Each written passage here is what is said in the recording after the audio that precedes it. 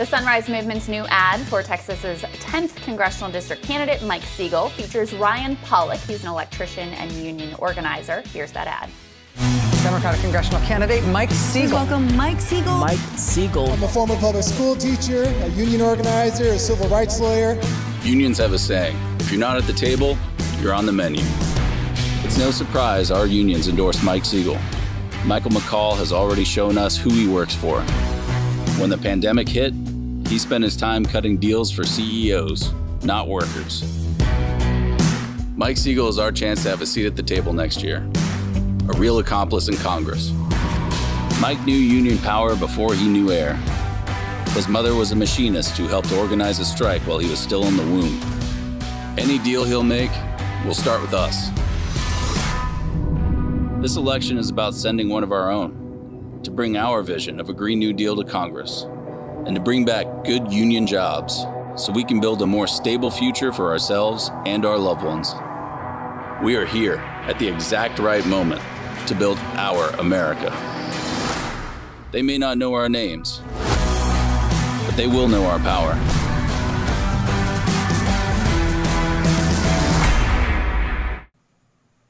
So Ryan Pollock, who you just saw featured there, his outreach to building trade workers found an increasing amount of support for Green New Deal style resolutions among union members in Texas. And Ryan Pollock, electrician and International Brotherhood of Electrical Workers organizer, joins us to discuss how a coordinated effort could move the Green New Deal into the mainstream of labor demands. It's great to see you, Ryan. Good to see you. Happy to be here. Absolutely. So just talk to us about some of the conversations that you have been having out there with your union brothers and sisters about the Green New Deal. Well, basically, when you talk to, say, workers in Houston, for example, who have experienced their fifth 500-year flood in 5 years, they're already feeling climate change as it is right now. It's not something that's far down the line. It's happening right now. And also, when you leave it up to markets, these fossil fuel jobs are already going away.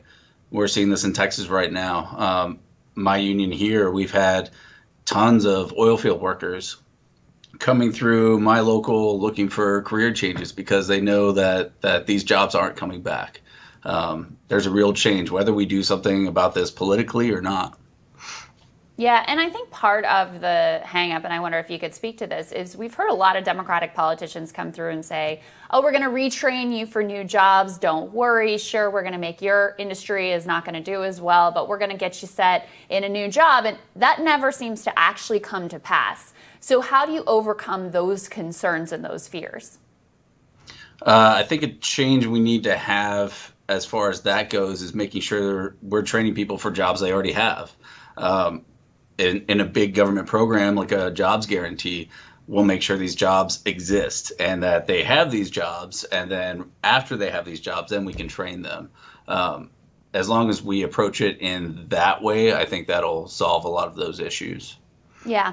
And what are you hearing about from your union brothers and sisters about their view of the Democratic Party, their view of Donald Trump? How are they viewing the electoral landscape right now, by and large? It's pretty mixed. I think our membership reflects a lot of this country. It's all over the place. You know, we've got hardliners on both ends, and then people who are kind of in between and don't really have, really hardened views on what's going on. But some people just can't be moved, and some people are more willing to hear out and imagine a different future. Yeah. And on the Green New Deal specifically, what are some of the arguments that you've found to be most persuasive to make? I mean, you're in Texas, obviously very fossil fuel, maybe the most fossil fuel dependent state in the country, a lot of the economy around the oil and gas industry. What have you found has been successful at moving people? Basically showing them that this is a whole new industry. And we'd be organizing it from the ground up in labor, particularly, and being able to shape it in our own image as far as organized labor and higher conditions, higher compensation.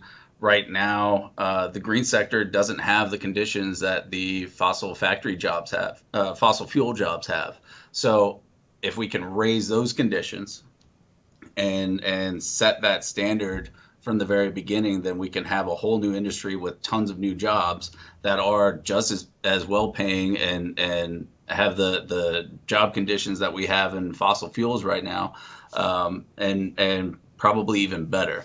But we have to be setting those conditions before we don't have any other choice. If we pass this up and let the market dictate how things are going to be, then we're going to get screwed. And people have seen that. And you know, we have to, as I say in the ad, if you're not at the table, then you're on the menu. Yeah, I mean, that's it. And finally, Ryan, we saw both at the first debate with Joe Biden and also at the second debate with Kamala Harris, Trump and Pence are trying to tag them as like, oh, you're for the Green New Deal. And they're out there going, no, we're not. Which someone like me who supports the Green New Deal, I'm like, oh, but actually you should be for the Green New Deal and you shouldn't be so afraid of embracing this for the future of the planet. Actually, the polling shows it's relatively popular. You're able to make the case with union members who might otherwise be skeptical. What would your message be to the Biden-Harris campaign about how they should approach the Green New Deal? Obviously, I think they should be a bit more open-minded about it, and their version of climate change and policies and climate job policies is similar. It's quite a bit scaled back. They're still pushing that they're not going to stop fracking, which I definitely think is a bad move. We need to be decarbonizing completely as soon as possible. But yeah, basically the main idea being that the media so far hasn't done a good job of showing what the Green New Deal can truly be, and that it's not this thing that's going to suck for people, that it can be a great thing that creates a lot of jobs, good futures, public transportation, park spaces, all that stuff. If the Democratic Party, the mainstream of the Democratic Party, could communicate that to people more effectively, then I don't think they'd have as much pushback as they think they will have. Yeah, Ryan, I think that's incredibly well said. Thank you so much. Thanks for being with us and for your activism on this issue. Thank you. Thank you very much for having me. Bye. My pleasure. Still to come, 2 weeks exactly until Election Day. Our friend Kyle Kulinski is going to join us to weigh in on what the path forward looks like when Rising returns.